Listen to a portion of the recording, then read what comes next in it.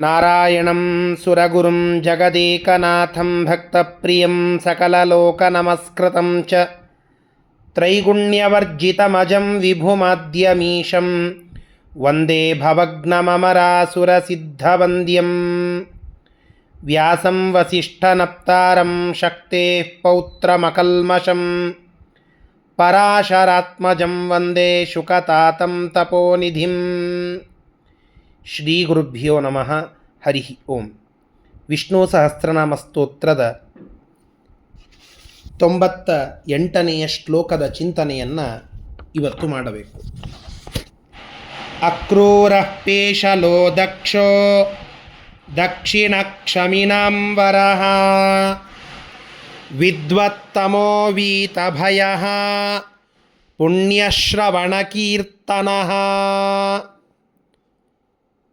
ಭಗವಂತನ ಅನೇಕ ವಿಶೇಷ ಹೆಸರುಗಳನ್ನು ಒಳಗೊಂಡಂತಹ ಶ್ಲೋಕ ಈ 98ನೆಯ ಶ್ಲೋಕ. ಭಗವಂತನನ್ನು ಅಕ್ರೂರಃ ಅಂತ ಕರೀತಾರೆ. ಒಂದು, ಅಕ್ರೂರನಿಗೆ ಒಲಿದ ಭಗವಂತ, ಅವನಿಗೆ ಸ್ವಾಮಿ ಅನ್ನುವ ಅರ್ಥದಲ್ಲಿಯೂ ಒಂದು ಅಕ್ರೂರ ಅನ್ನೋದು ಭಗವಂತನ ಹೆಸರು. ಅಕ್ರೂರ ಪ್ರಿಯತ್ವಾತ್ ಅಕ್ರೂರ. ಇನ್ನೊಂದು, ಅಕ್ರೂರ ಅಂತನ್ನೋದಕ್ಕೆ ಕ್ರೂರೋ ನ ಭವತೀತಿ ಅಕ್ರೂರ. ಸಜ್ಜನರ ಮೇಲೆ ಎಂದಿಗೂ ಕ್ರೌರ್ಯವನ್ನು ತೋರಿಸುವುದಿಲ್ಲ ಭಗವಂತ. ಪರಮಾತ್ಮ ದುರ್ಜನರನ್ನು ಸಂಹಾರ ಮಾಡುವುದಕ್ಕೆ ಯಾವ ಉಗ್ರತ್ವವನ್ನು ತೋರಿಸ್ತಾನೋ ಅದಕ್ಕೆ ಎಕ್ಸ್ಟ್ರೀಮ್ ಅಪೋಸಿಟ್ಟಾಗಿ ಪ್ರೀತಿಯನ್ನು, ಅನುಗ್ರಹವನ್ನು ಸಜ್ಜನರ ಮೇಲೆ ತೋರಿಸ್ತಾನೆ.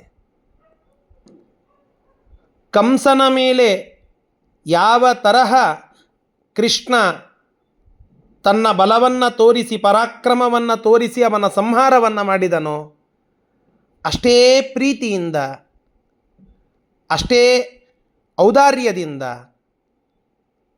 ಉಳಿದ ಸಜ್ಜನರನ್ನು, ಸುಧಾಮ, ದೇವಕಿ, ವಸುದೇವ, ಉಗ್ರಸೇನ, ಉದ್ಧವ, ಅಕ್ರೂರ, ಇವರೆಲ್ಲರ ಮೇಲೆ, ವಿಶೇಷವಾಗಿ ಪಾಂಡವರ ಮೇಲೆ ಆ ಪ್ರೀತಿಯನ್ನು ತೋರಿಸಿದ. ಎಲ್ಲಿ ಕ್ರೌರ್ಯವೋ ಅಲ್ಲಿ ಪ್ರೀತಿ ಇರುವುದಿಲ್ಲ. ಆದರೆ ಭಗವಂತ ದುಷ್ಟರ ಮೇಲೆ ಎಷ್ಟು ಉಗ್ರತ್ವವನ್ನು ತೋರಿಸ್ತಾನೋ ಅದಕ್ಕೆ ತದ್ವಿರುದ್ಧವಾಗಿ ಪ್ರೀತಿಯನ್ನು ತೋರಿಸ್ತಾನೆ ಸಜ್ಜನರ ಮೇಲೆ. ಆದ್ದರಿಂದ ಸಜ್ಜನರ ಕುರಿತಾಗಿ ಭಗವಂತ ಎಂದೂ ಉಗ್ರನಾಗುವುದಿಲ್ಲ ಅನ್ನುವ ಉದ್ದೇಶದಿಂದ ಪರಮಾತ್ಮನನ್ನು ಅಕ್ರೂರಃ ಅಂತ ಕರೀತಾರೆ. ಪೇಶಲಃ,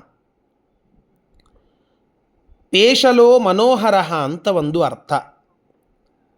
ಪರಮಾತ್ಮ ತುಂಬ ಸುಂದರನಾಗಿ ಇದ್ದಾನೆ.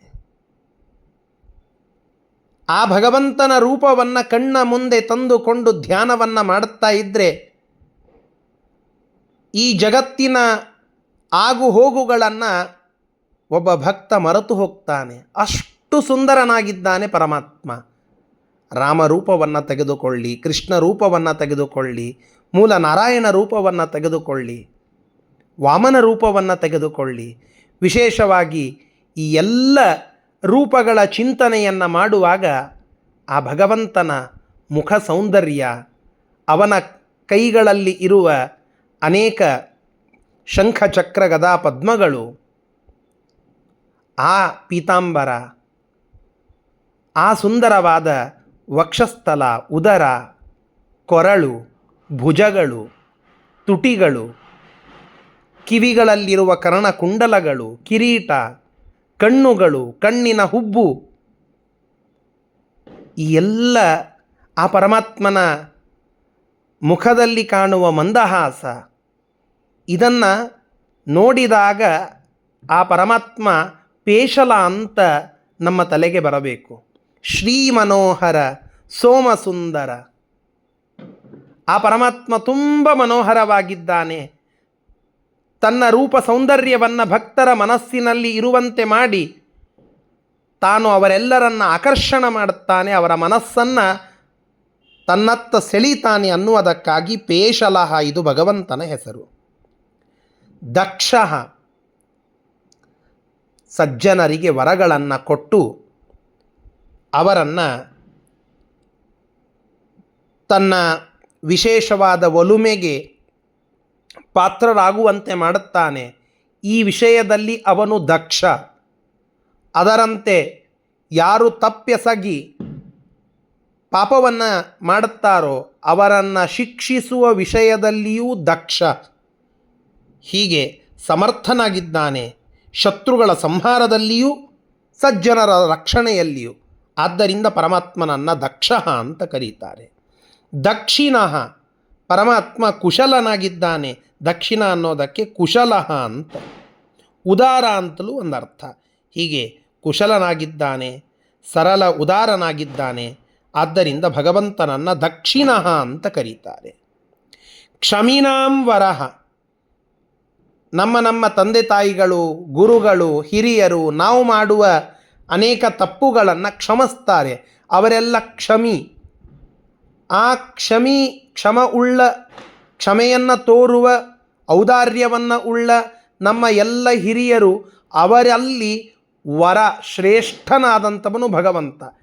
ಭಗವಂತ ನಮ್ಮ ಮೇಲೆ ಕ್ಷಮೆ ತೋರುವಷ್ಟು ಉಳಿದವರು ಯಾರೂ ಕೂಡ ತೋರಿಸುವುದಿಲ್ಲ. ಅದಕ್ಕಾಗಿ ಪರಮಾತ್ಮನನ್ನು ಕ್ಷಮಾ ಸಮುದ್ರ ಅಂತ ಕರೀತಾರೆ, ಕ್ಷಮಾರ್ಣವ ಅಂತ ಕರೀತಾರೆ. ಅಂತಹ ಭಗವಂತ ಆ ಎಲ್ಲ ಕ್ಷಮೆ ಉಳ್ಳ ಹಿರಿಯರು, ಗುರುಗಳು ನಮ್ಮ ಮೇಲೆ ಏನು ಕ್ಷಮೆ ತೋರಿಸ್ತಾರೋ ಅವರೆಲ್ಲರಲ್ಲಿ ಶ್ರೇಷ್ಠನಾದಂಥವನು. ಆದ್ದರಿಂದ ಕ್ಷಮಿನಾಂ ವರಹ.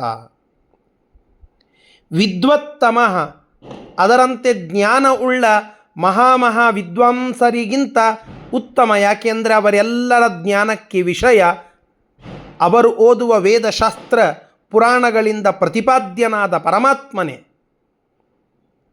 ಹೀಗಾಗಿ ಆ ಎಲ್ಲ ವಿದ್ವಾಂಸರಿಗಿಂತ ಉತ್ತಮ, ಅತ್ಯಂತ ಜ್ಞಾನಿ, ಸರ್ವಜ್ಞ ಶಿರೋಮಣಿ ಪರಮಾತ್ಮ. ಆದ್ದರಿಂದ ವಿದ್ವತ್ತಮಃ. ವೀತ ಭಯ. ವೀತ ಅಂದರೆ ಹೋಗಲ್ಪಟ್ಟ, ಭಯ ಅಂದರೆ ಭೀತಿ. ಹೋಗಲ್ಪಟ್ಟ ಭೀತಿಯನ್ನು ಉಳ್ಳವನು ಅಂದರೆ ಯಾವ ಭಯವೂ ಇಲ್ಲದೆ ಇರುವ ವ್ಯಕ್ತಿ, ಭಯಶೂನ್ಯನಾದಂಥವನು. ಅವನನ್ನು ನಂಬಿದವರಿಗೆ ಭಯ ಇಲ್ಲ. ಅಂಜಿಕಿನ್ಯಾತ ಕಯ್ಯ ಸಜ್ಜನರಿಗೆ. ಆದ್ದರಿಂದ ಪರಮಾತ್ಮನಿಗೆ ಆ ಥರ ಭೀತಿ, ಆ ಥರ ಭಯ ನಾಶನ ಮಾಡುವವನು ಪರಮಾತ್ಮ. ಆದ್ದರಿಂದ ಅವನಿಗೆ ಭಯವಿಲ್ಲ, ಭಯಶೂನ್ಯ ಆತ.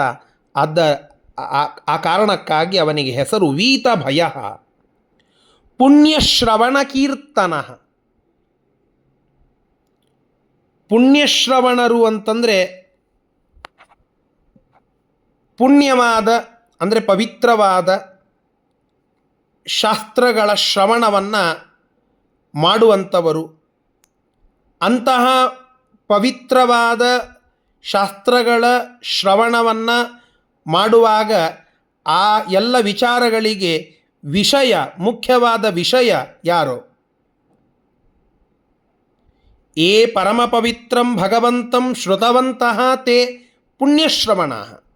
ಪರಮ ಪವಿತ್ರವಾದ ಭಗವಂತನ ಶಾಸ್ತ್ರದ ಶ್ರವಣವನ್ನು ಮಾಡುವವರು ಪುಣ್ಯಶ್ರವಣರು. ತೈಹಿ ಕೀರ್ತಿತಃ ಅಯಂ.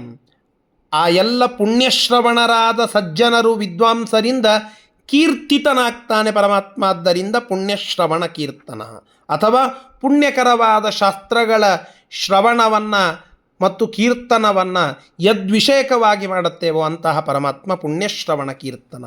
ಇಂತಹ ಆ ಭಗವಂತ ನಮ್ಮನ್ನು ರಕ್ಷಣೆ ಮಾಡಲಿ ಅಂತ ನಾವೆಲ್ಲ ಪ್ರಾರ್ಥನೆಯನ್ನು ಮಾಡೋಣ. ಶ್ರೀಕೃಷ್ಣಾರ್ಪಣಮಸ್ತು. ಹರಯೇ ನಮಃ.